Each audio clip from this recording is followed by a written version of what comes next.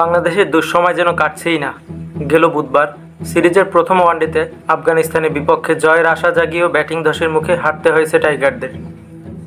এরপরই এসেছে আরও এক অস্বস্তির খবর।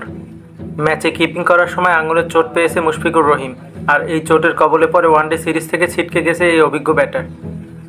এবার তাকে নিয়ে জানা গেল আরও এক খারাপ খবর। চলতি মাসে ওয়েস্ট ইন্ডিজের বিপক্ষে 22শে নভেম্বর শুরু হতে যাওয়া টেস্ট সিরিজেও থাকছেন না মুশফিক।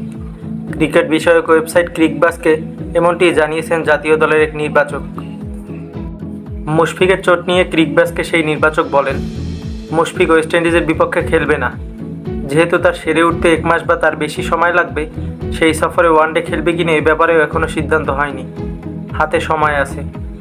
ক্যারিবীয় ট্যুরে টেস্ট ছাড়াও 3 ওয়ানডে ও 3টি টি-20 খেলবে 2 দল, যার শুরুটা হবে টেস্ট দিয়ে। সুস্থ হয়ে উঠলে ওয়ানডেতে খেলতে পারেন মুশফিক। এদিকে অভিজ্ঞ এই ক্রিকেটারকে ছিটকে যাওয়া নিয়ে আফগানদের বিপক্ষে দ্বিতীয় ওয়ানডের আগে কথা বলেছে মেহেদী হাসান মিরাজ। গণমাধ্যমকে মিরাজ বলেন, মুশফিক ভাইয়ের বিষয়টা দুঃখজনক। ইনজুরি হয়েছে। মুশফিক ভাই দলের জন্য কতটা গুরুত্বপূর্ণ আমরা সবাই জানি, কারণ সে যেভাবে ক্রিকেট খেলে সার্ভিস দিয়ে গেছে অসাধারণ ছিল সেটা।